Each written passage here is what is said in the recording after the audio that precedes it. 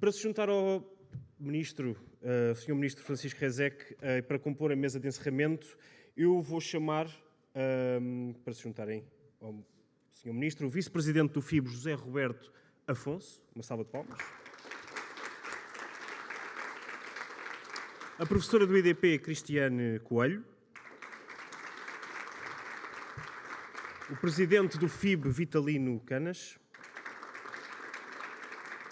Embaixador do Brasil em Portugal, Raimundo Carreiro. E, por fim, o Ministro do STF, Gilmar Mendes. Para iniciar, eu dou a palavra ao Vice-Presidente do FIB, José Roberto Afonso. Boa tarde a todos. Permitiria cumprimentar a Cristiane, em nome dela, os demais membros da mesa e da plateia, e também já antecipar um breve registro, né, que tudo de bom que aconteceu aqui nos últimos 2 dias, o mérito é da Cristiane, com a ajuda da Laura, Ilana e com a equipe, né, da FIB junto. As falhas são nossas, os méritos são delas. Como eu sou economista, né, um pouquinho aqui fora do painel, queria abrir só para falar de 2 coisas: investimento e transformação digital. São temáticas que a gente vem trabalhando na FIB, já inclusive em eventos anteriores, e que vamos continuar na nossa agenda aí do próximo ano, dos próximos anos. Vou explicar por quê. Quer dizer, acho que o objetivo que a gente tem, né, na associação e que se buscou hoje, né, hoje e ontem aqui com este evento, é dar uma contribuição para o enfrentamento de desafios importantes, né, para a economia e para a sociedade brasileira, trazendo visões múltiplas, democráticas, né, um debate democrático sobre questões complexas. Aí me permitiria fazer o gancho com do que a gente ouviu aqui esses 2 dias. O ministro Rezec já fez aqui um apanhado brilhante, e eu só me permitiria reforçar, né, esses 2 pontos. Primeiro, investimento. O Brasil precisa urgentemente investir, né? É dos países, é o governo do mundo que menos investe, dos relevantes, e mesmo quando a gente traz o setor privado, a nossa taxa de investimento é muito baixa. E hoje não basta você investir, você também está com o desafio de investir diferente. Você precisa ter um desenvolvimento que seja inclusivo, seja digital e seja verde. Isso tem, ao meu ver, muito a ver com as discussões aqui que a gente teve nos últimos dias. A decisão de investir, sobretudo pela empresa, é marcada pela incerteza. Por isso até que se falava muito, né, do Keynes, o ministro Delfim Neto repetia, que investir, você precisa ter um espírito animal, né? Nem o melhor modelo de ar vai garantir que no futuro você vai faturar ou vai vender como que você esperava do passado. Agora, se a incerteza está dada, o que a gente tinha que controlar um pouquinho é a insegurança, né? A insegurança tem mais a ver, não é não saber com quanto custa, né? Porque custo você tem e você embute nas suas contas. Quando você não sabe quanto custa, você não consegue fazer conta direito. O que a gente está falando aqui esses dias de litígio de massa, me permita aqui acrescentar, o grande problema é você não sabe. A insegurança que isso traz para a tomada de decisão de investimento. E me permitiria aqui, para citar um caso concreto, a gente pegar o setor aéreo brasileiro. Acabou de sair, o Brasil virou o 4º maior mercado do mundo de voos domésticos, divulgado esses dias. Como a gente ouviu aqui, 98,5% das ações judiciais no mundo, em torno do setor aéreo, estão no Brasil. Mas o Brasil só tem 1,2% do mercado mundial de aviação, embora com 4%. Tem algo errado, né? Tem potencial? Tem enorme. Mesmo sendo o 4º país do mundo, o brasileiro viaja menos em proporção da sua população, menos do que o Chile e menos do que a Colômbia. Quer dizer, então, pode crescer. E mais do que isso, o Brasil tem um potencial de ser o maior produtor e exportador mundial de querosene verde. Agora, para resolver essas duas questões, você tem que ter investimento. Quem vai investir, né, num país ou num setor que você já tem 2 das 3 maiores empresas numa crise financeira, né, sabida e conhecida, em recuperação judicial e tudo mais, e você acrescenta essa insegurança de não saber qual é o impacto por conta desse processo judicial. Então, acho que buscar soluções, e aí que eu vou passar para a parte final aqui da minha fala, como se fez aqui esses dias, é fundamental para a gente destravar o investimento. Lógico, não é só a questão da litigância, né? Tributação, juros, quer dizer, são vários outros fatores que contam para investir. Mas a judicialização, neste momento e no Brasil, é um entrave para o investimento. E nós precisamos desesperadamente investir para transformar potencial em realidade. Segunda questão, queria destacar aqui em torno de transformação, segunda e última, transformação digital. O que eu achei interessante aqui do que a gente, né, ouviu nesses 2 dias, é que mais do que os problemas, que aliás todos já conheciam um pouco, é a gente ouvir diferentes possibilidades de soluções, seja tirando lições, né, da experiência internacional, seja buscando as próprias, né, soluções internas, né? Muito aqui foi falado, mas eu reforçaria que a gente escutou em mais de uma mesa como o judiciário brasileiro já está usando, né, processo de inteligência, inteligente, e usando inteligência artificial nas suas decisões. Eu acho que isso tem que ser elevado ao limite, fazer muito mais do que se faz. Embora o que acho que já se faz, que é uma coisa que eu não vejo, né? Eu tive que conversar várias vezes com o ministro Gilmar, o que se faz no Brasil em termos de modernização da justiça, eu conheço poucos outros países no mundo que tenham isso, né?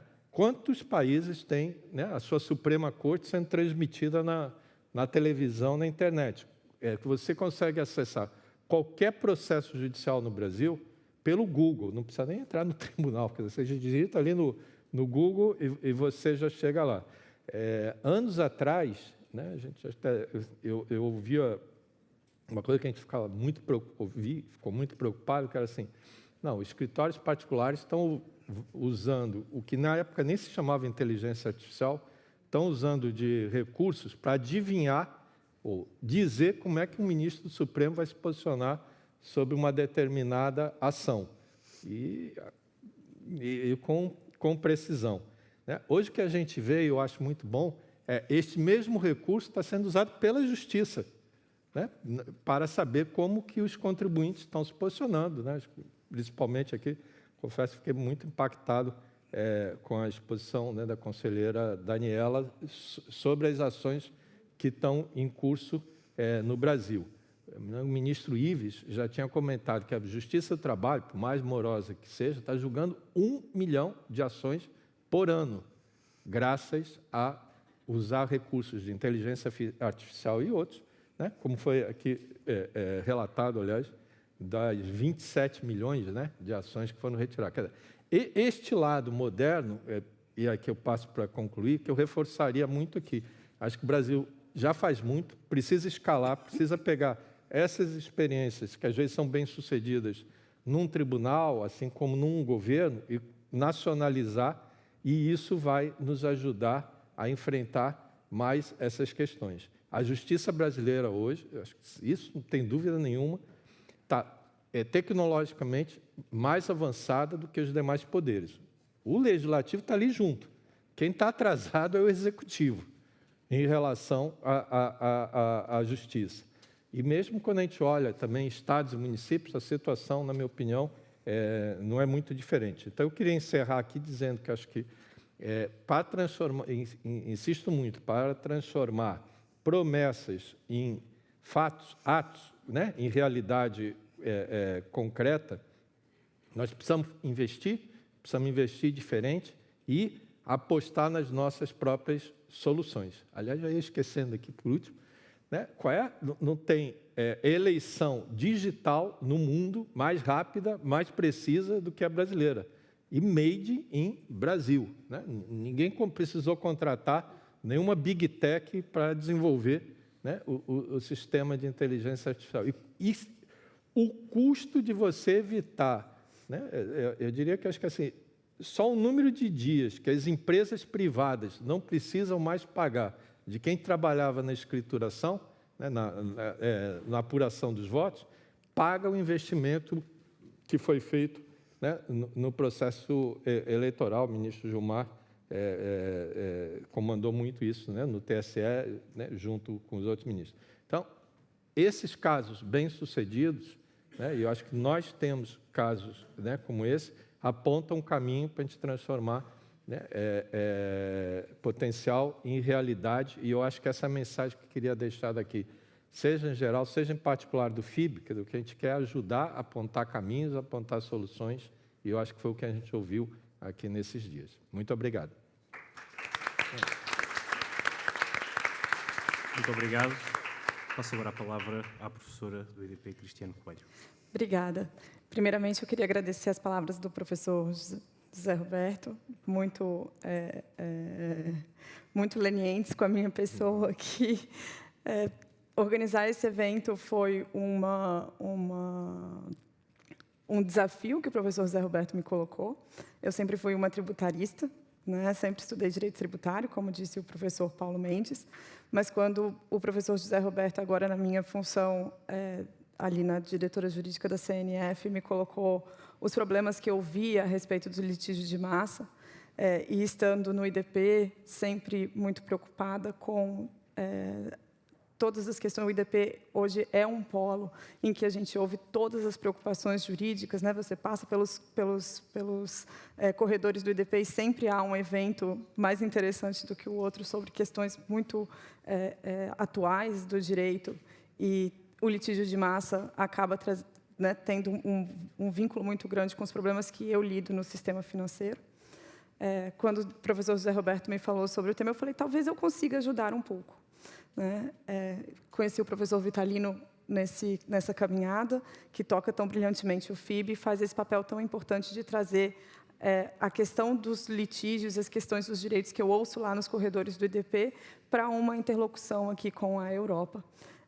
E, por isso, o desafio se tornou algo importante de ser enfrentado, mas eu nunca enfrentaria ele se eu não tivesse ao meu lado a professora Laura Mendes, que não pôde ficar aqui, porque já estava 15 dias explicando, ensinando na Europa tudo aquilo que ela sabe, né, ministro?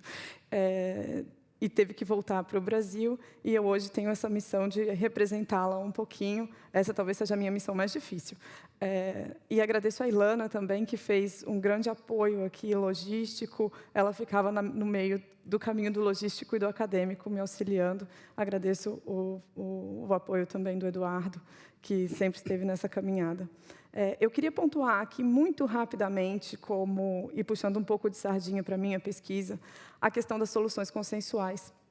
Por que eu gostaria de pontuar a solução consensual, assim como o professor José Roberto teve ali o seu ponto, né, na segurança jurídica, na questão do investimento? Eu gostaria de trazer as soluções consensuais como um elemento que perpassou todos os painéis aqui e como um ponto em que a gente consegue ver, talvez naquele problema que o ministro Rezec nos lembrou, né, que foi apontado também pelo ministro Bruno Dantas, de que a justiça brasileira é fácil de entrar, a síndrome do funil difícil de sair. A gente tem, aos poucos, nos últimos anos, aprendido que uma saída muito eficaz do nosso judiciário é a solução consensual. A gente viu com o professor inglês que aqui estava, o professor Richard Fentiman, né, ele próprio trouxe essa primeira provocação no seu começo as pessoas buscam o judiciário para melhorar a sua posição negocial.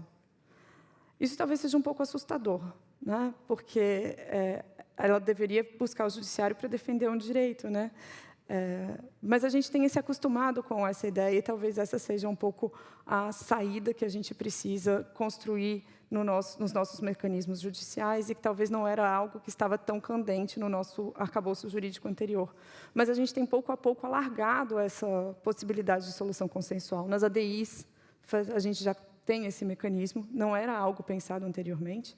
Ministra Grace, juntamente ali com o setor financeiro, fazendo um acordo para finalizar um litígio que vinha de 30 anos, né, sobre diversos planos, e cujo importante não era mais saber quem estava certo e quem estava errado, né? O importante era terminar aquilo ali. Cada vez mais a gente vai se aproximando de uma sabedoria de como encurtar esse caminho até o direito pela via da solução consensual. Para isso, a gente precisa aprender quem são os legitimados a negociar.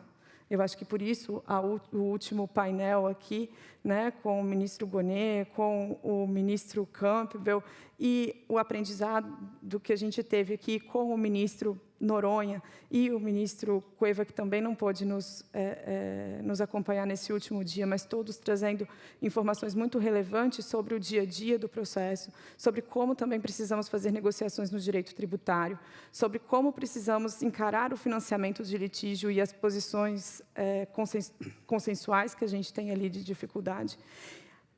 E para o ministro Cueva, que aqui estava na semana passada, como que a gente encurta aquele que é o nosso calcanhar de Aquiles dentro do Poder Judiciário, a tal fase do cumprimento de sentença que vai chegar na jabuticaba do precatório, ministro Rezec, né?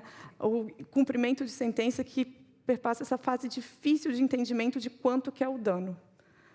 Né? A apuração de quanto que é o dano talvez não seja uma função eminentemente judicial, talvez seja uma função negocial.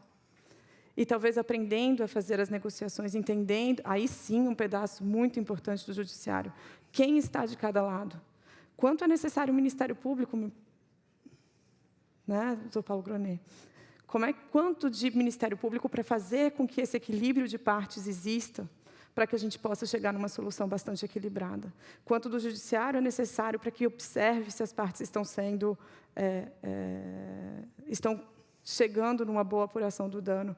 Eu acho que foi isso que a gente aprendeu aqui, começou a discutir aqui nesses últimos dias, e eu espero ter compilado aqui, eu espero não, eu tenho certeza que eu consegui, trazendo aqui, olhando para o ministro Campbell, olhando para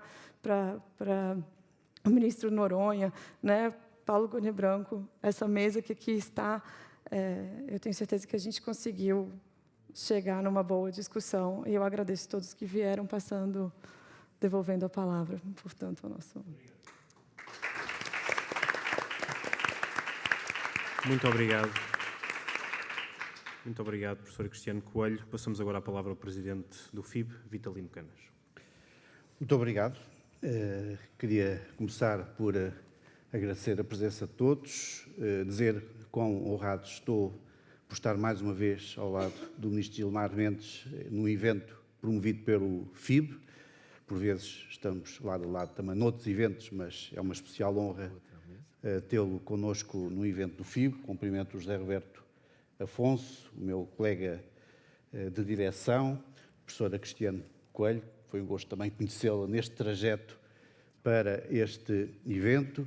O Sr. Embaixador, também já um habitual nos nossos eventos, o Embaixador Raimundo Carreiro. O Sr. Ministro Francisco Rezec, que não conhecia, mas que tive o gosto de conhecer hoje, e espero que passe a fazer parte da nossa família. E queria começar por dizer aqui o seguinte. O ministro Francisco Rezec disse que se sentia o 8º marido da Liz Taylor.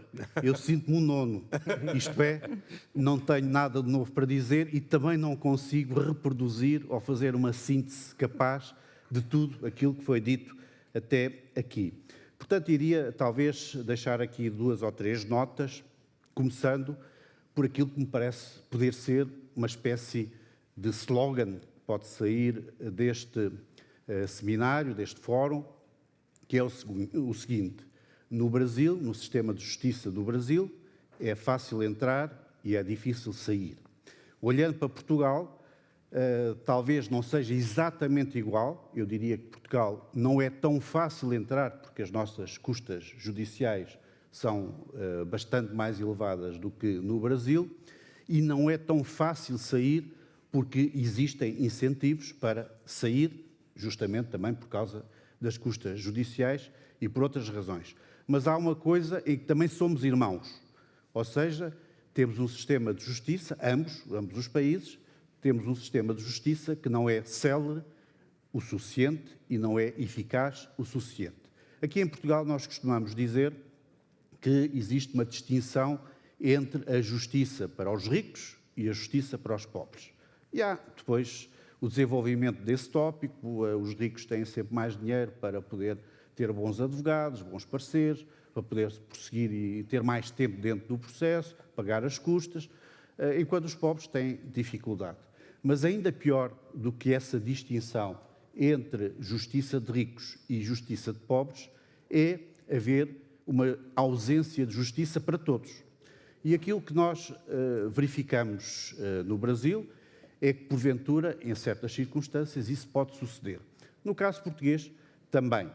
Existem fenómenos que no Brasil têm uma intensidade ou têm uma dimensão superior àquela que nós temos em Portugal, mas há alguns deles que nós começamos também a ter em Portugal, que não temos tido ou que não tivemos no passado, começamos a ter também em Portugal. Ouvimos aqui falar da litigância abusiva, predatória e outros qualificativos poderiam ser também empregos.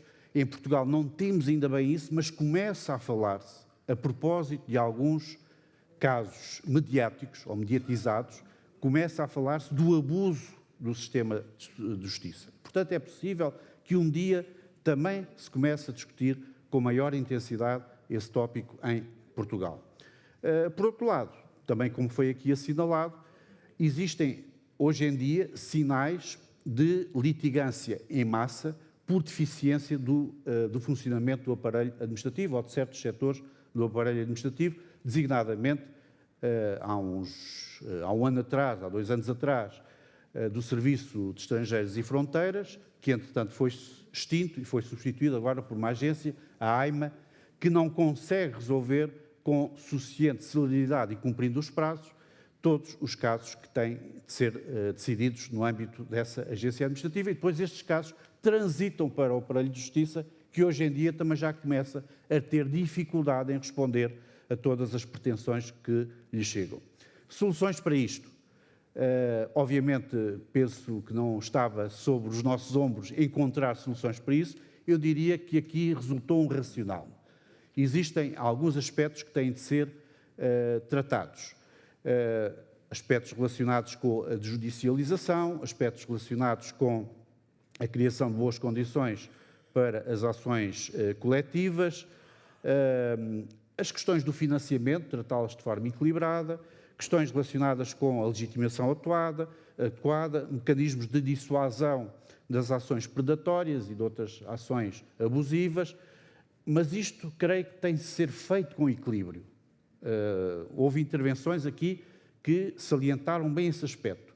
Há aspectos que têm de ser considerados. O financiamento, por exemplo, pode ter vertentes, dimensões positivas, mas também pode ter vertentes negativas. E temos de encontrar equilíbrio em relação a isso. As ações coletivas também.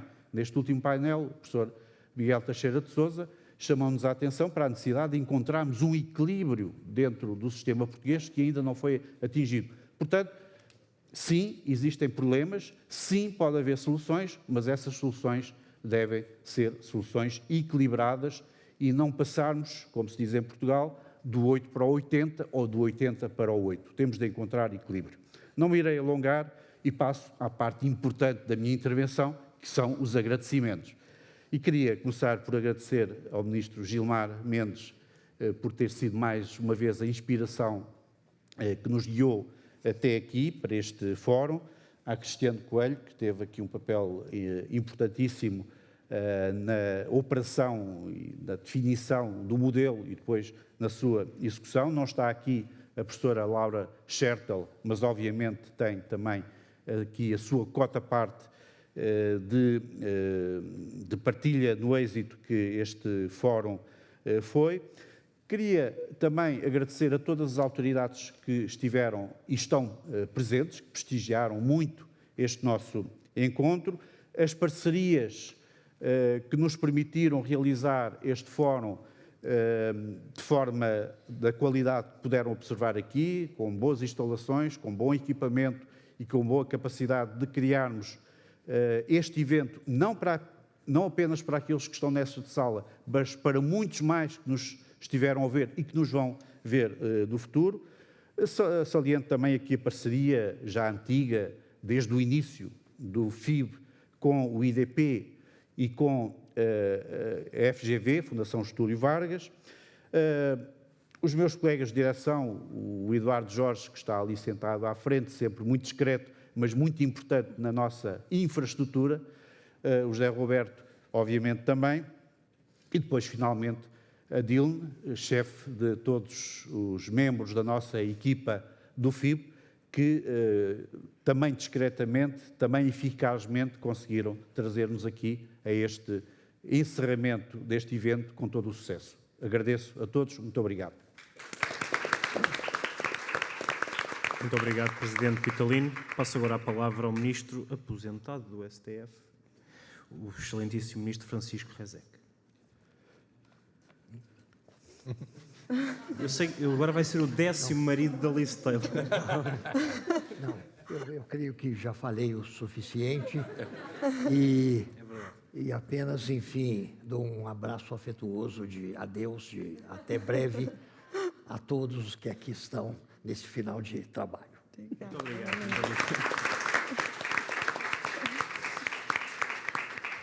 Então passamos a palavra ao embaixador do Brasil em Portugal, Raimundo Guerreiro. Obrigado. Apenas uma adenda ao que o José Roberto Afonso falou sobre a digitalização. E eu, nessa linha,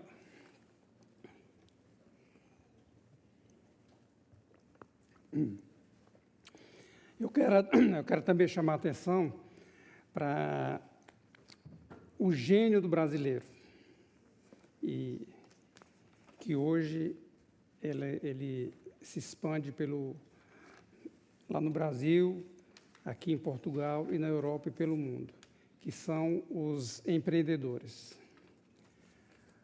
Os empreendedores brasileiros que têm se apresentado aqui em feiras internacionais aqui em Portugal, que criam, ministro, hoje as startups.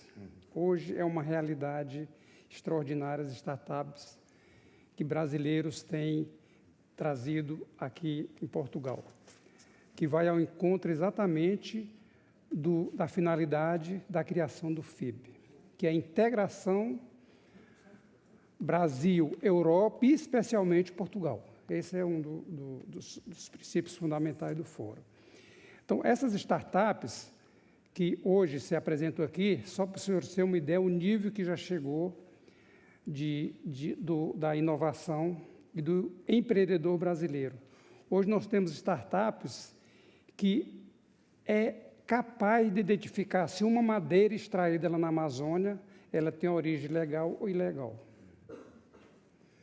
Lá em Pernambuco tem um hub de startups, que é o Porto Digital de Pernambuco, que ele agora está se internacionalizando aqui em Portugal, lá em Aveiro. E Portugal também está tomando essa frente de ser um hub aqui para a Europa dessas empresas.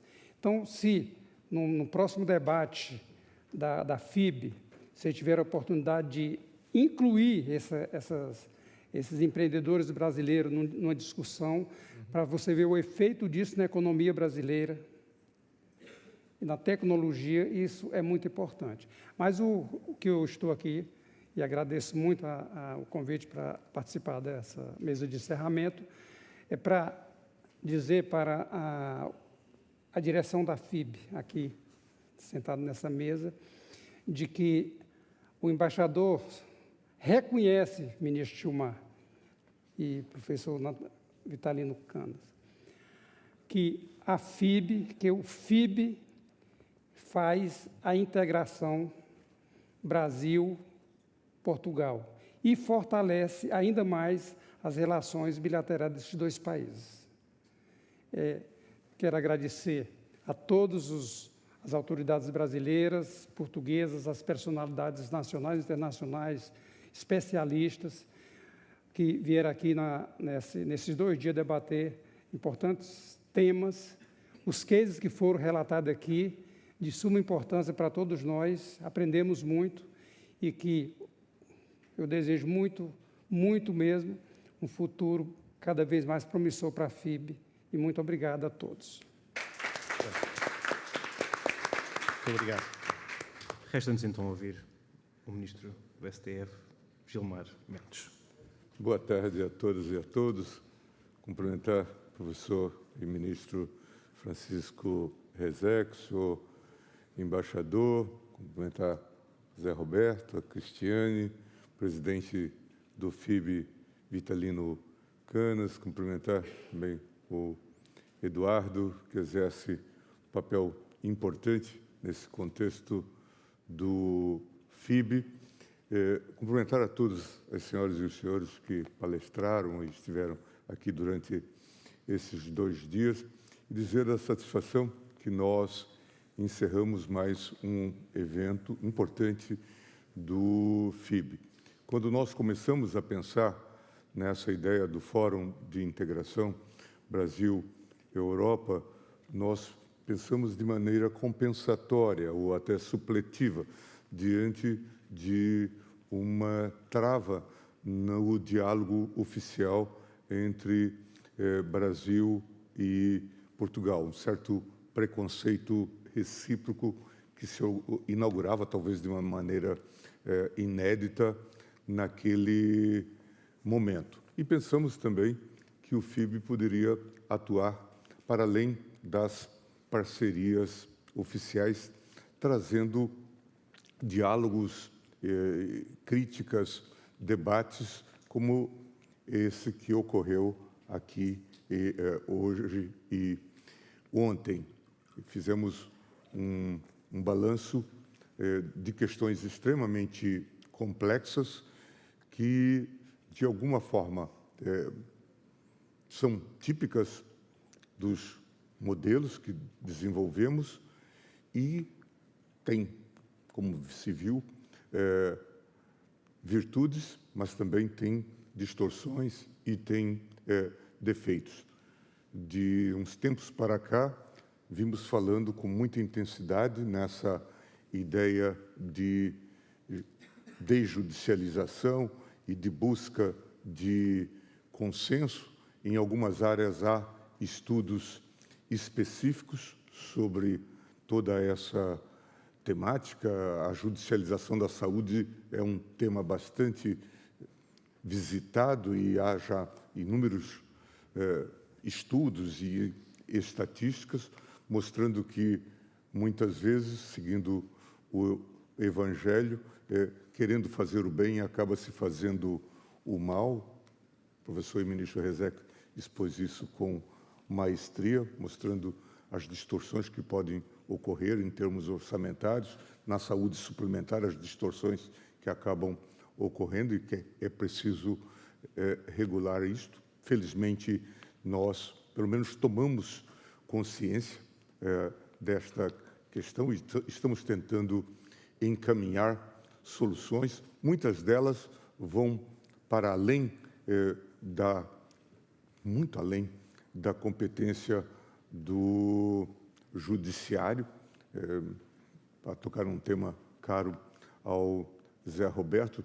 Nos assusta a litigância de medicamentos de altíssimos custos, já foi referido aqui pelo Rezec, mas é um dado da vida cotidiana. As pessoas hoje têm essa informação, buscam melhorias ou proteção aos seus entes mais caros e querem ter uma resposta. E muitas vezes batem à porta do SUS e, não a encontrando aberta, batem à porta do judiciário.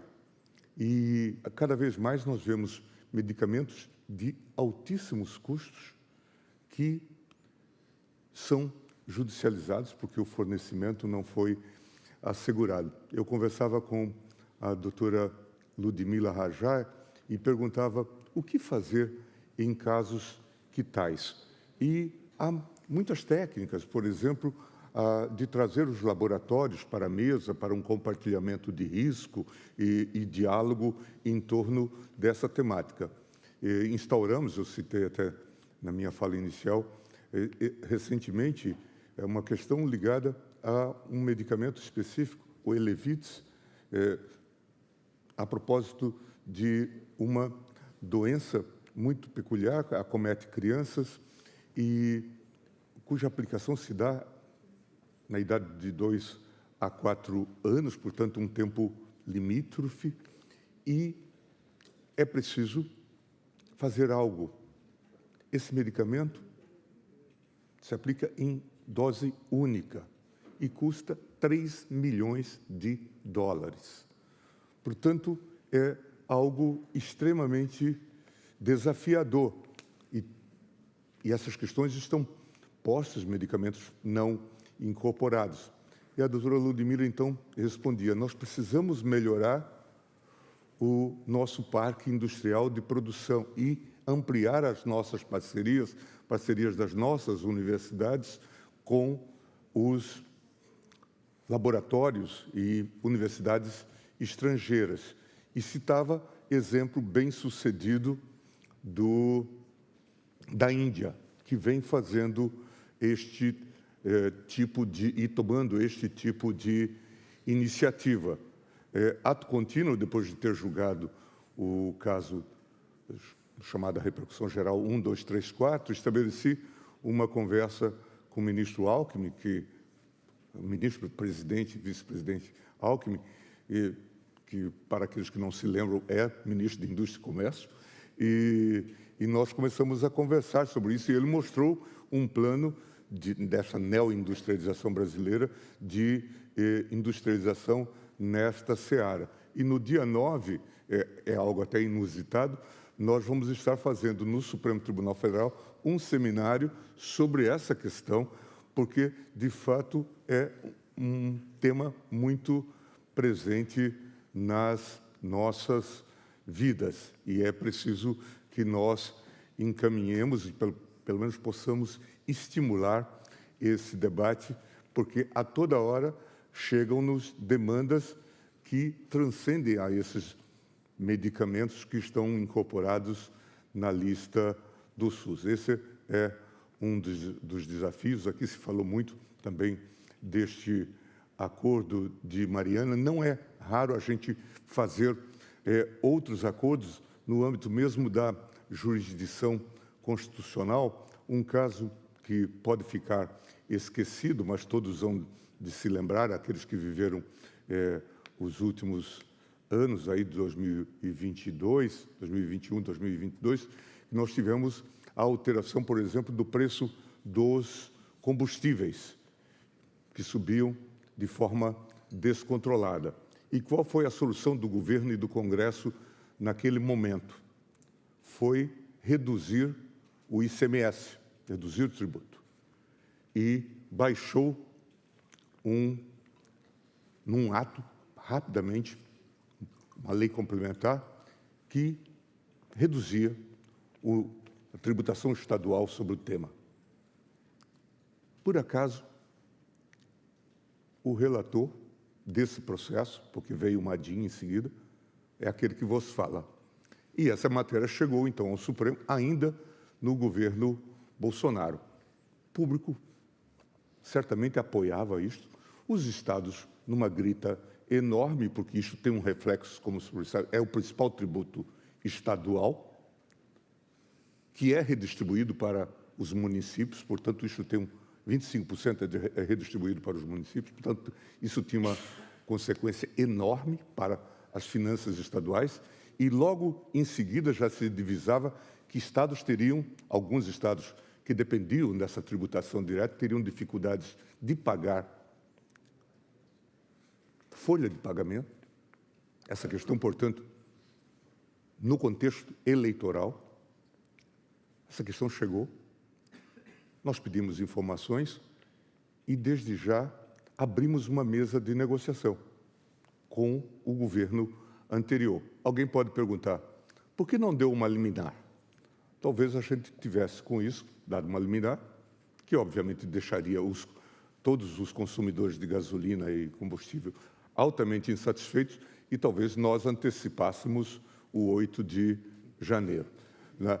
Não demos a liminar, abrimos uma negociação com o governo anterior, ainda com Paulo Guedes, ministro da Fazenda, procuradora era a mesma Anelise, e depois encaminhamos esse assunto, se fez uma lei complementar nova, se fez um acordo entre a União e os Estados, e esse tema se desenvolveu. Portanto, temos feito vários experientes, há vários testes cases bem-sucedidos nesta área de conciliação, complexa, às vezes, envolvendo a própria União e Estados. Acho que é um momento interessante, eu ouvi várias palestras, fiquei bastante encantado com várias propostas que aqui se fizeram, acho que devemos encaminhá-las à guisa de reforma, no momento em que também se celebram os 20 anos da reforma do Judiciário, que é de 2004, uma reforma que também foi discutida por mais de 10 anos e que fez mudanças importantes. Talvez seja este evento também seja um marco para que nós possamos suscitar reformas importantes. Eu acho que algumas foram aqui anotadas pelos palestrantes brasileiros, mas também pelos palestrantes estrangeiros, acho que portugueses, que podem nos ajudar no aperfeiçoamento do sistema, dando maior racionalidade a todo esse processo que continua sendo imprescindível. Muito obrigado a todos.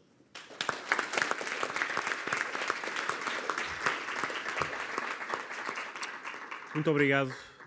Permitam-me só encerrar a minha participação agradecendo em nome da FIB e dos nossos parceiros a todos os presentes que acompanharam os riquíssimos debates promovidos neste evento, bem como pelas valiosas contribuições partilhadas aqui por aquelas que certamente ainda virão, fruto do conhecimento disseminado. Até porque este é o principal objetivo do Fórum de Integração Brasil-Europa: fomentar a cooperação entre o Brasil, a Europa e os restantes países da CPLP, unir esforços na busca por soluções para os desafios do desenvolvimento e na construção de um futuro pautado por maior integração.